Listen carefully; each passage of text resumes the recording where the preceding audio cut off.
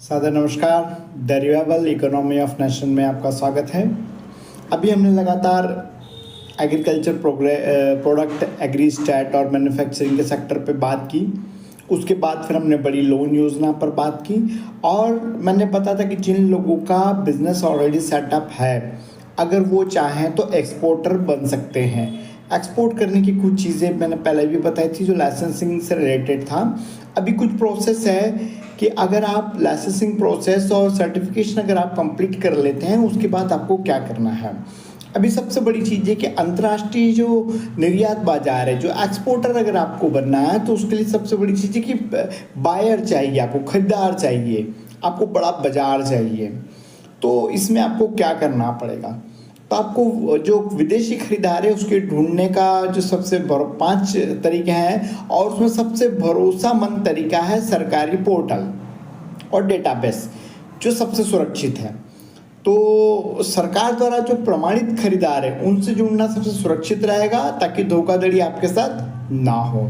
अभी जैसे for example मान लेते हैं कि आप मसालों का एक्सपोर्ट करना चाहते हैं, तो उसके लिए आप स्पाइसेस बोर्ड ऑफ इंडिया से जुड़ें, इसकी ऑफिशियल वेबसाइट पर जाएं, उनसे जुड़ें, क्योंकि जो ये बोर्ड है, ये जो रेगुलर जो बायर हैं, इंपोर्टर जो अपने देश में करते हैं, उनकी सूची और उनकी मांग की जानकारी वहाँ पर अपडेट करते रहते हैं। उसके अलावा जो एक और APEDA कृषि उत्पाद निर्यात परिषद, ये जितने भी तरह के एग्री प्रोडक्ट हैं और ऑर्गेनिक प्रोडक्ट हैं, उन सबका बहुत बेहतरीन तरीके से एक प्लेटफॉर्म इन्होंने बनाया हुआ है जिसमें विदेशी बायर खुद अपनी ज़रूरत और वहाँ पर पोस्ट कर देते हैं। उसके बाद में तीसरा ऑप्शन है भारतीय दूतावास, इंडियन एम्बेसी, या फिर जिस देश में आप माल भेजना चाहते हो उसकी जो एम्बेसी है वहाँ जाकर के भी आप सर्च कर सकते हैं कि यहाँ दुकानदार आपको मिलेंगे या नहीं मिलेंगे, या उनको आप ईमेल लिख करके अपनी जानकारी दीजिए कि I want to sell and I want to export, then फिर सारी चीज़ें आगे हो सकती है। उसके बाद में दूसरा जो ऑप्शन है, बड़ा ऑप्शन, उसको अंतर्राष्ट्रीय व्यापार मेले, ये सबसे प्रभावी है। ये लंबे समय और गंभीर खरीदारी इसमें बढ़ते हैं और वो लोग आते हैं। तो सरकारें क्या करती है, अंतर्राष्ट्रीय बाजार के एक्सपो लगाती है, मेला लगाती है, जिसमें विदेश के जितने भी उत्पाद खरीदने वाले लोग हैं वो आते हैं और यहाँ पर करते हैं, खासकर जर्मनी के, यूरोप के, पेरिस के। इनके जो मसाले के खरीदार हैं वो यहाँ पर आते हैं और ये उनके लिए सबसे बड़ा मंच है।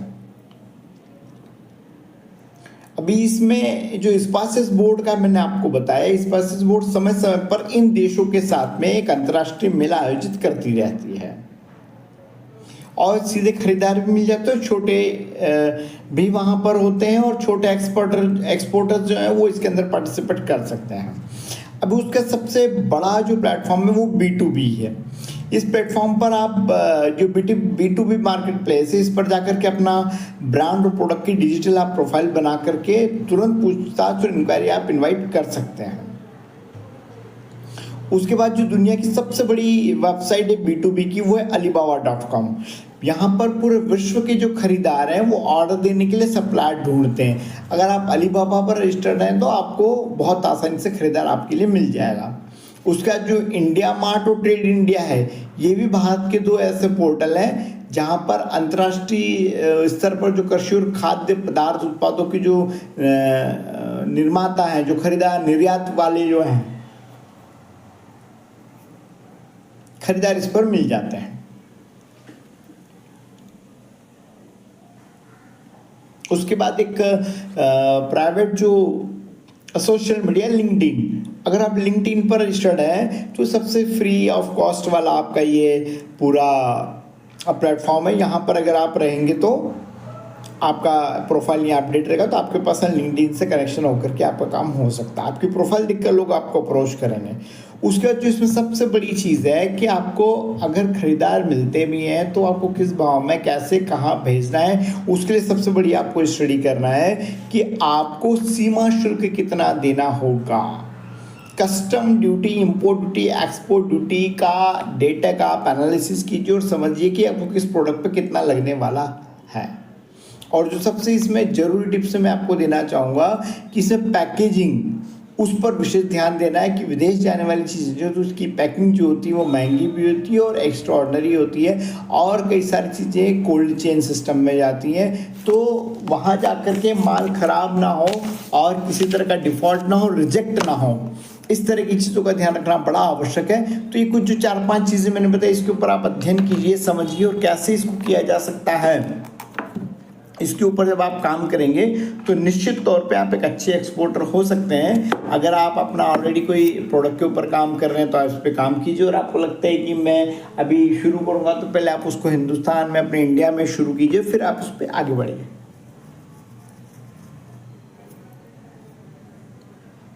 ये जो सारी प्रोसेस थी, इस सारी प्रोसेस में अगर आप चाहें, जो मैंने लोन वाली प्रोसेस बताई है, तो आप अपने प्रोफाइल में ये भी ऐड कर सकते हैं कि अगर आप मैन्युफैक्चरिंग कर रहे हैं और उसके बाद में आप इंडिया की सप्लाई के अलावा अगर आप एक्सपोर्टर भी बनना चाहते हैं, तो अपने प्रोफाइल में आप मेंशन कर सकते हैं, उससे आपको फ़ायदा मिलेगा। और आगे अगर आपको बड़े खरीदार मिलते हैं, बड़े प्रोडक्ट मैन्युफैक्चरिंग अगर आपको मिल जाती है, तो आपको लोन की सुविधा भी मिल सकती है।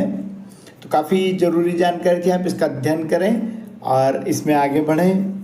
इसके साथ बहुत बहुत धन्यवाद। जय हिंद, जय भारत।